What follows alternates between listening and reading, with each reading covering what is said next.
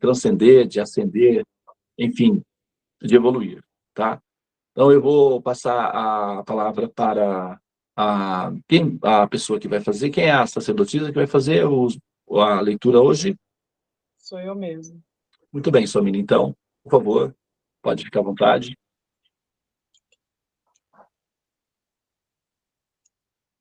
Vou abrir aqui.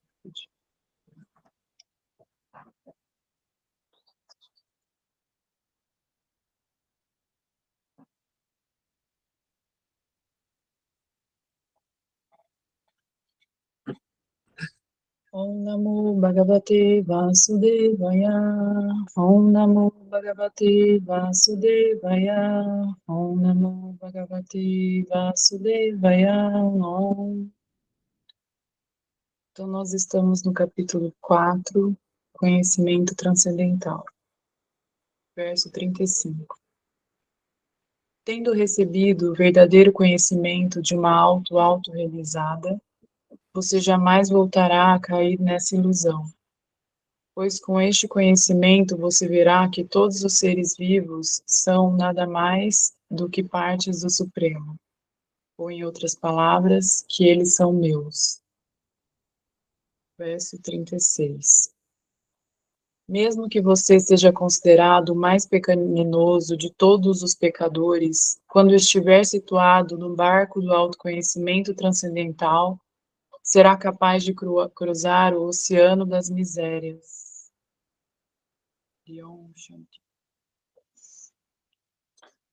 Hare Krishna.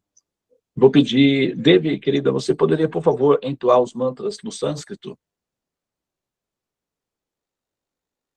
Sim, eu posso. Um segundinho.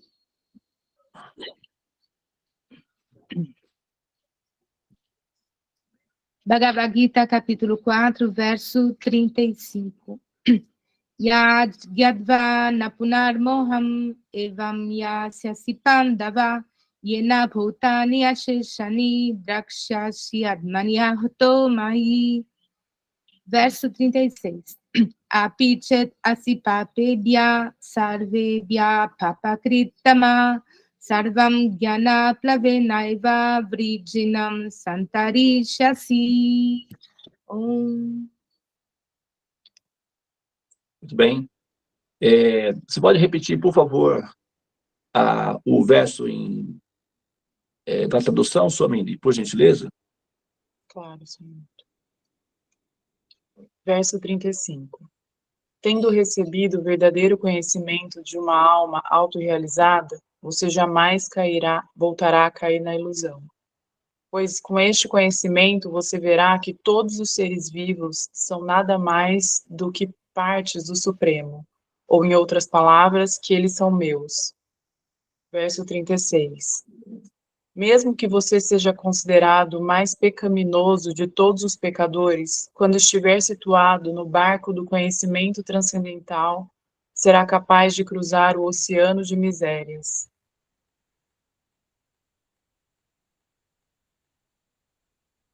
Om Gyana Timidandasya Gyananjana Shalakaya Chakshurumilitan Yena Tasmai Shri Gurave Namaha. Muito bem, agora são 6 horas e 59 minutos. Nós vamos utilizar aí nossos 10 minutinhos dos gotas védicas para nós nos alimentarmos, nos nutrirmos, né, com o conhecimento. Veja bem, olha só. Nós, né, as almas envolvidas com a simulação ou a ilusão, estamos acostumadas a nascer e morrer há muitas vidas, tá? Então nós estamos adaptadas, vamos dizer assim, nós fomos domesticadas com o sentimento, com a ideia de incapacidade ou impossibilidade de termos uma condição de existência melhor que essa, tá? Então, mesmo que a gente pense, por exemplo, o conceito geral, né, a ideia de ir para o céu, essa ideia, esse conceito geral de ir para o céu, ainda é uma ideia muito abstrata, uma ideia muito rarefeita, muito frágil, muito dependente de uma série de fatores que deixam você certamente em estado de incertezas e angústias. Tá? Então, esse é um problema real, tá bem? Que todas as almas enfrentam. Tá? Todas elas vivenciam esse problema. Elas são incentivadas ou estimuladas a praticar seus processos religiosos, mas a verdade é que, na realidade, na prática, o que acontece com a grande maioria das pessoas, eu não estou dizendo que todas são assim, tá? Mas a grande maioria das pessoas, elas ficam em estado de angústia devido às incertezas em relação à sua própria ascensão, ok? Eu não, assim, não tenho aqui o dever, nem a obrigação moral ou teológica de defender os diferentes conceitos da humanidade, tá? Eu sou um representante védico, então eu vou advogar a causa védica, eu vou explicar a causa védica, a proposta védica, o ensinamento védico, o conhecimento védico, o conceito védico, tudo védico. Os demais conceitos, eu não tenho responsabilidade sobre como os teólogos, os representantes de Deus, etc., lidam com esse assunto. Eles estão se esforçando, eu respeito todos eles. Entretanto, a questão é que nós precisamos de uma solução prática. Então, aqui nós temos esse verso da Bhagavad Gita, a própria suprema personalidade de Deus, tá? Falando diretamente, ele pessoalmente dando a orientação, ele pessoalmente dando a direção de como as coisas devem ser, de como nós devemos pensar os temas.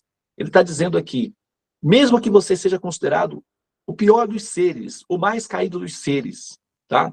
A pessoa mais pecaminosa, mais hedionda, mais rejeitável, a pessoa que tenha realizado atividades realmente deploráveis, e você esteja num poço escuro da ignorância, da ilusão, porém,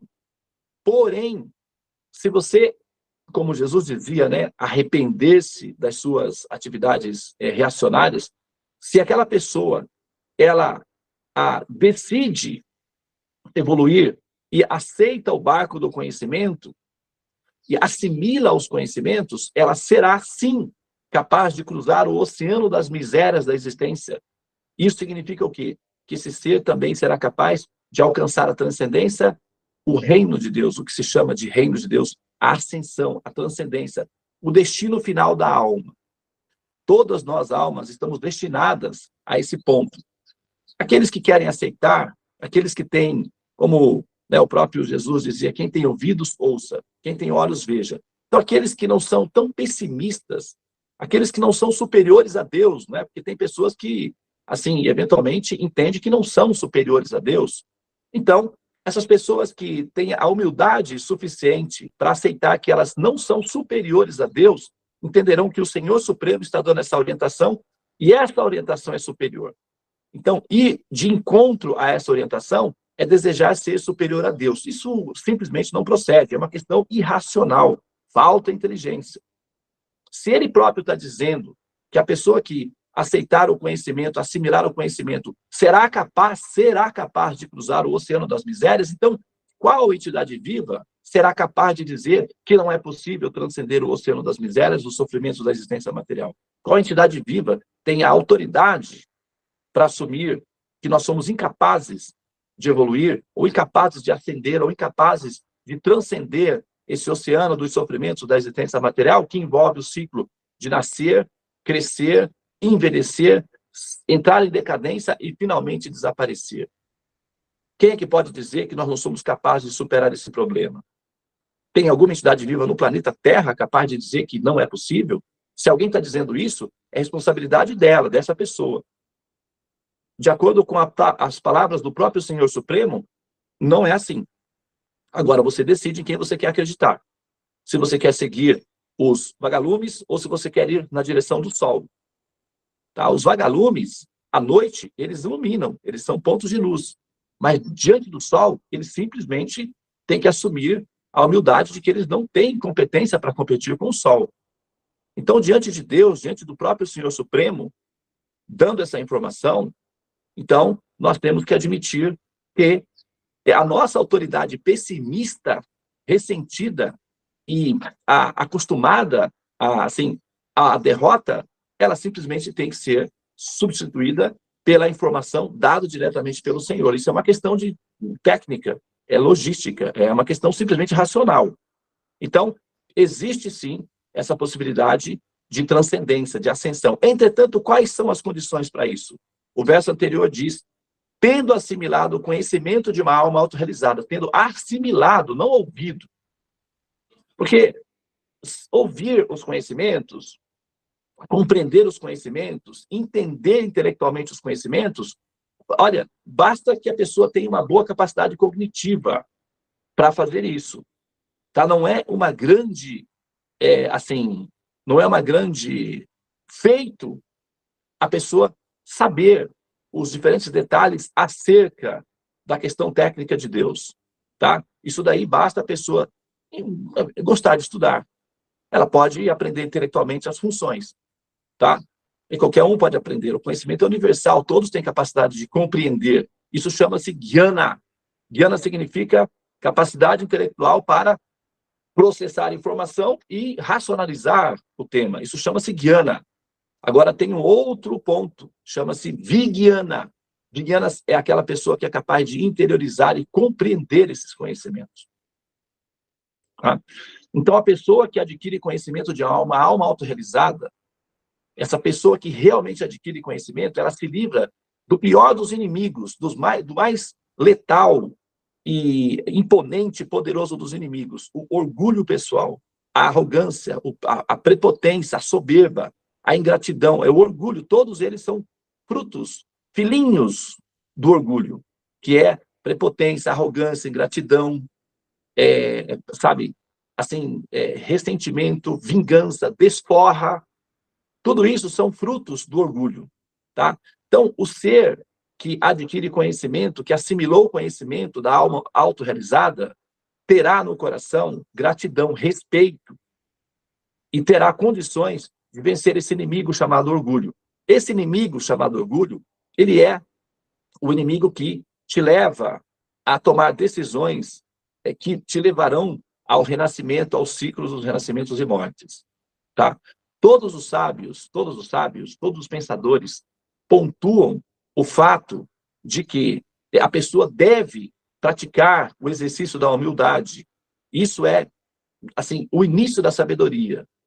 Uma pessoa que tem muitos conhecimentos, mas não tem a humildade necessária para lidar com esses conhecimentos, dá-se o exemplo de que é semelhante a uma serpente com uma joia presa na testa. Na Índia, eles enfeitam as serpentes nádeas, eles colocam uma coroazinha com uma joia preciosa na coroazinha aqui. Então, ter conhecimentos sem humildade é semelhante a ostentar uma coroa com uma joia preciosa na cabeça de uma serpente. Tá? Então, isso vai voltar contra você, esse veneno vai acabar voltando contra o ser. O conhecimento realizado, o conhecimento real, leva o ser à condição de sabedoria, de humildade, de tolerância e de respeito pela fonte de onde o conhecimento sai. Tá? Qualquer um,